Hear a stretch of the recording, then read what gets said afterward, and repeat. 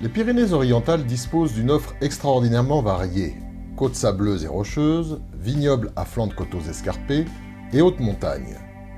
L'agence de développement touristique du département, associée au syndicat Canigou Grand Site, souhaite mettre en avant des attraits touristiques moins connus, donc moins courus, à mi-chemin entre le littoral et les hauts sommets, autour du pic Canigou, la montagne sacrée des Catalans. Entamons notre périple, dans l'arrière-pays, par les gorges de la Foue, à proximité d'Amélie-les-Bains. Un itinéraire de 1,7 km nous promet une belle et rafraîchissante immersion. Pendant des centaines de milliers d'années, la Foue a creusé patiemment ces gorges qui, dit-on ici, seraient les plus étroites du monde, 80 cm par endroit. Pour vous y aventurer, vous devrez vous équiper d'un casque, fourni sur place évidemment, malgré les protections anti-chute de pierre qui protègent le parcours. Alors que la canicule sévit sur une majeure partie de la France en ce mois de juin 2017, la température ambiante y est de 15-16 degrés. Un pur bonheur pour le corps et pour les yeux, tant chaque méandre nous réserve son lot de surprises, de concrétions et de rochers suspendus au-dessus de nos têtes. Plus tard, nous sommes attendus à Prunay et Belpuig pour y vivre une expérience originale qui devrait séduire celles et ceux qui ne veulent pas passer leur journée à crapahuter en plein cagnard, la rando croquis. Comme son nom l'indique, il s'agit ici de randonner en s'accordant quelques heures de halte pour dessiner et peindre. Stéphane Forel, accompagnateur en montagne et artiste peintre, prodigue ses conseils aux débutants tout en nous faisant partager sa passion du terroir, de ses paysages et de ses habitants. La meilleure technique pour faire de la rando croquiste, c'est-à-dire faire du dessin au cours d'une balade, c'est l'aquarelle. D'accord ? Parce que l'aquarelle, d'abord, il y a un côté hyper ludique, vous allez voir, c'est le pinceau, comme les enfants, on joue, on met de la couleur, tout ça, c'est agréable. Alors, ce qu'on va commencer par faire, c'est dessiner un petit crayonné léger. Je vais vous donner quelques petites astuces, et puis c'est vous qui allez faire votre dessin.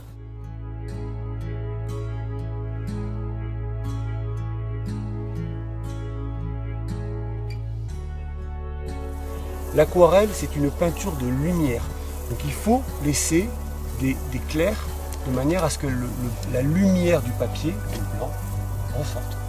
Je réfléchis à ce que je vais mettre après. Je vais laisser sécher mon ciel un petit peu trop.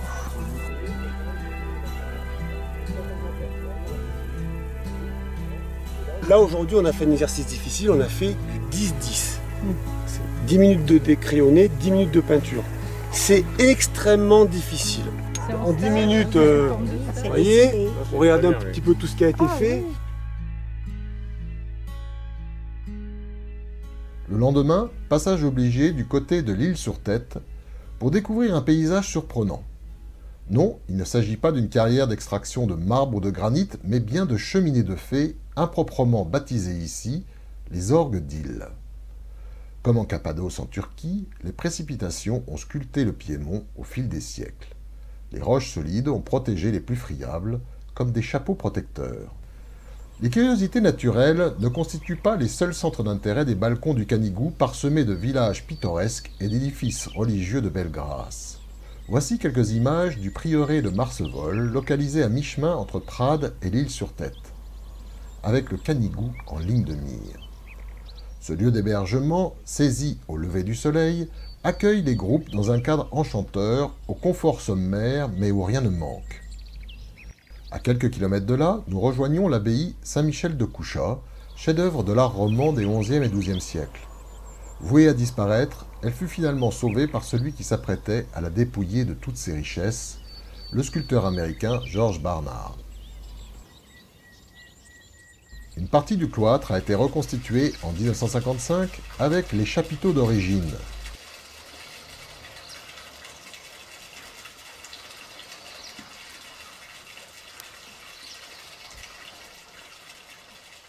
L'abbaye présente une curiosité architecturale remarquable, une crypte circulaire qui s'organise autour d'un pilier central. L'endroit est touchant et envoûtant.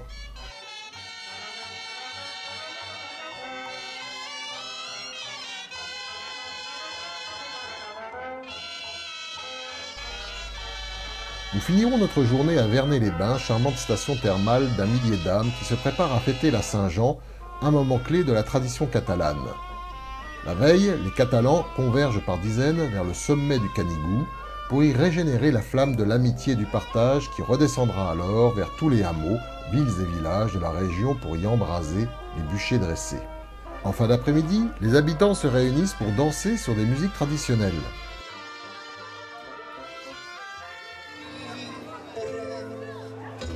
À la nuit tombée, les enfants convergent en procession vers la place du marché pour allumer une vasque pleine de bois. Puis, un peu plus tard, distribution générale de fougasses et de muscat. Les plus jeunes seront autorisés à sauter au-dessus du brasier pour apprendre la discipline et le respect mutuel. Comme quoi, jouer avec le feu s'avère ici un rite de socialisation et de respect des traditions.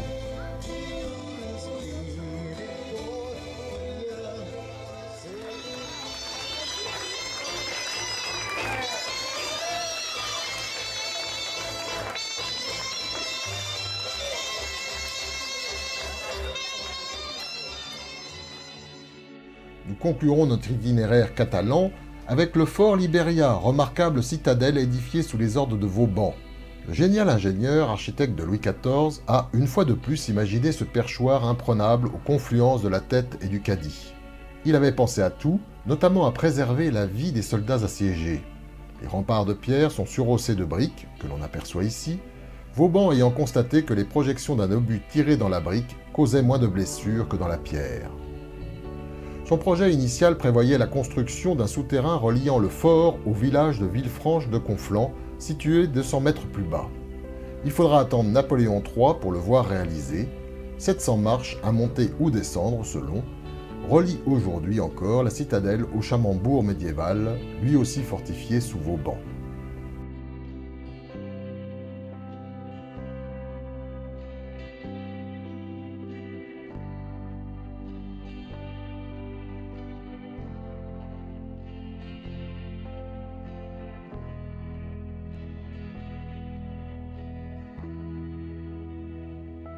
Nous laisserons le mot de la fin à notre hôte, Florian Chardon, directeur de Canigou Grand Site, le syndicat en charge de la mise en valeur d'un patrimoine naturel, culturel et historique remarquable, trop souvent ignoré des estivants qui privilégient le balnéaire et les hauts sommets, au risque de s'entasser, alors que l'arrière-pays est si tranquille et accueillant.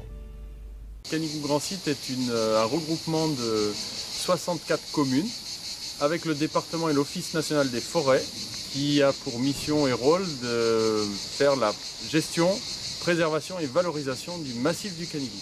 Et donc qui permet véritablement de renforcer le maillage d'itinéraires de découverte du massif du Canigou sans engorger ou entériner ou accroître la fréquentation de sites déjà fréquentés, mais au contraire en venant consolider des gîtes et des chambres d'hôtes, des bistrots de pays ou des petites épiceries de village, donc véritablement faire aussi un soutien à cette économie locale.